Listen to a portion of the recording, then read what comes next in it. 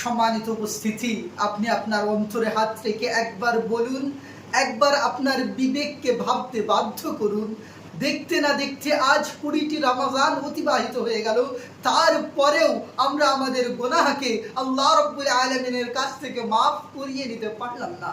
এর থেকে হতভাগা আর দুর্ভাগার বিষয় কি হতে পারে?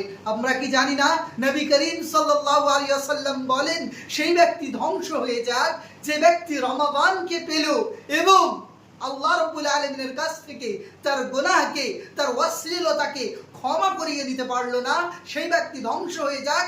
নবী করিম সাল্লাল্লাহু আলাইহি সাল্লাম সেখানে বললেন আমিন, আল্লাহ রাব্বুল আলামিন কবুল করুন। তাহলে আপনি কিঞ্চিত পরিমাণে আপনার বিবেককে ভাবতে বাধ্য করুন, আজকে 20টি রমাদান অতিবাহিত হয়ে গেল, আমরা কি সেই গুনাহ, সেই অশ্লীলতা থেকে নিজেকে বিরত রাখতে পেরেছি? আপনি একবার ভেবে দেখুন, আপনি কল্পনা করুন, আল্লাহ রাব্বুল আলামিন তো আমাদেরকে দুনিয়ার বুকে শুধুমাত্র তার ইবাদতের জন্য পাঠিয়েছিলেন, কিন্তু তারপরেও আমরা নিজেকে সর্বদা গুনাহে নিমজ্জিত রেখেছিলাম। কিন্তু এই রমাদানকে পেয়েও আমরা আমাদের নিজেদের পরিবর্তন করাতে পারলাম না। এর থেকে হতভাগার বিষয় আর কি হতে পারে?